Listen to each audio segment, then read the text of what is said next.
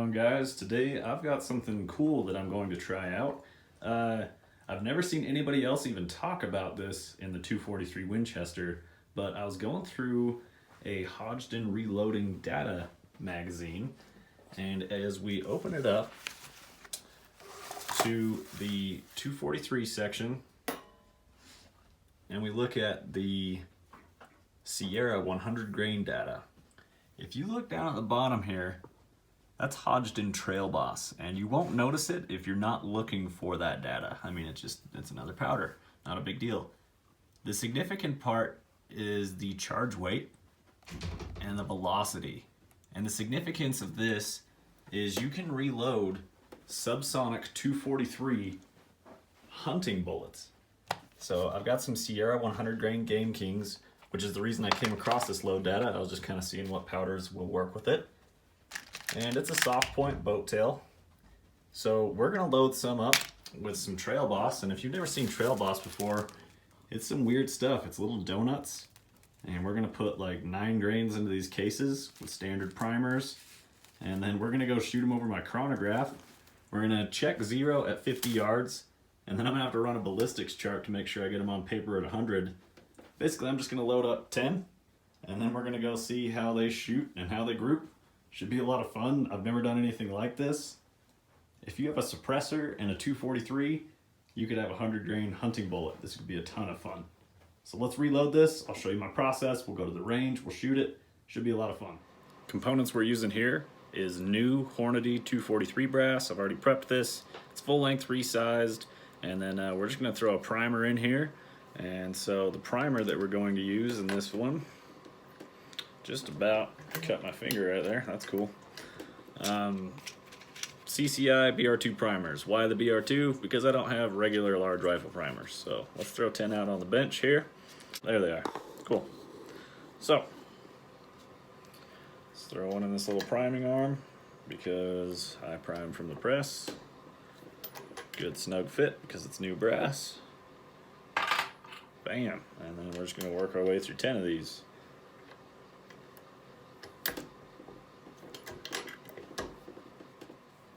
So this data is available. You can go onto the Hodgdon website, punch in 243 Winchester rifle data, and then select a 100 grain boat tail soft point bullet. And down in the description, if you go all the way to the right, that's where you can find this data. It's Hodgdon Trail Boss. Trail Boss is a really weird powder.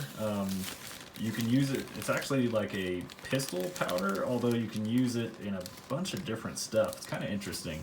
So I have no idea like the actual volume that this will require to weigh the amount that I want it to weigh. So we'll take a full scoop that came with my 243 Lee set, and we'll just see what that weighs.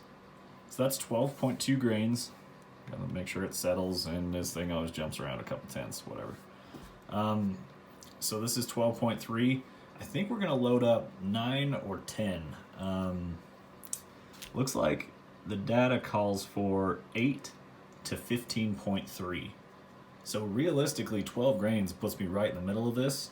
I would like to try and keep it under the speed of sound. I think that sounds cool. And where I'm at, it's about 1,100 feet a second.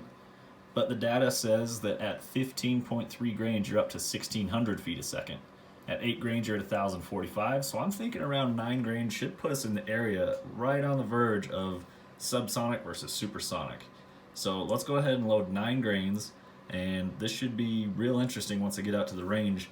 And I'm really curious to see how loud this is without a suppressor on it. So I'm trying to trickle up to this charge, and what I'm finding out is that these donuts are extremely light. For like a normal extruded powder that I'm used to dealing with, a couple kernels will bump at 1/10, and this thing you got to spin it and dump out like 10 or 12 of these little donuts to even get the scale to move. It's kind of interesting stuff. Unfortunately, I don't have a whole bunch to put in my trickler, so that's probably not helping, but it takes a while, and you just kind of got to keep trickling up. I don't have quite enough to put in my powder thrower, so we're just doing this the old school way. But because I'm not doing too many of them, I'm really not worried about it. So now that we've got 9 grains, let's go ahead and fill up a case, and then let's see the case fill amount. That's the next thing that I'm most curious about. to see how much free space we're going to have within the case. Also, while using the little powder scoop, I could tell that this is a very static sensitive powder. So try not to clog this thing up, because I feel like it would easily clog this little funnel. Make sure it's all in there. Now let's grab a flashlight and we'll take a peek down inside. There's quite a bit of extra room in the case. That's a pretty good view right there. Gives you an idea. The powder fill is basically down. The powder fill is down below the shoulder. It's probably around this area right here, which most powders sit up real close to the bottom of the shoulder that I use. So this is a little bit odd, but because it's in the load data manual, I'm gonna try it.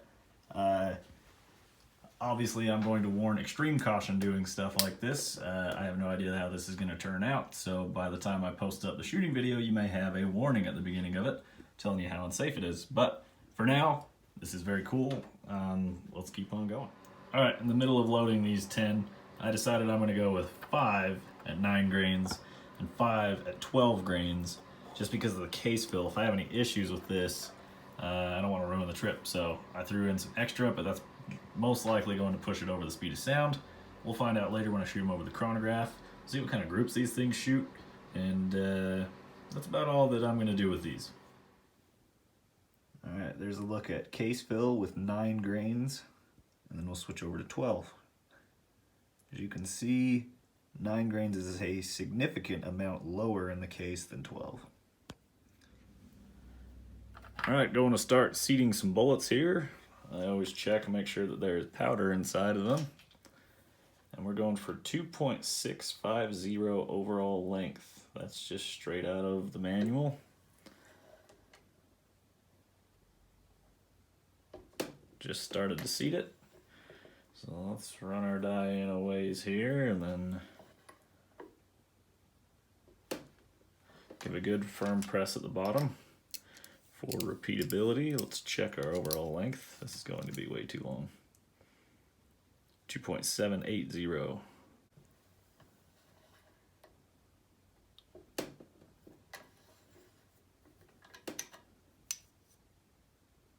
.649 right there. That's exactly what we want. Some of the noses aren't exactly the same because it's exposed lead.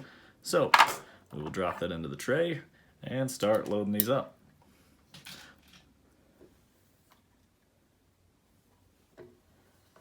Start to seat it, stop, rotate the case, and finish seating it.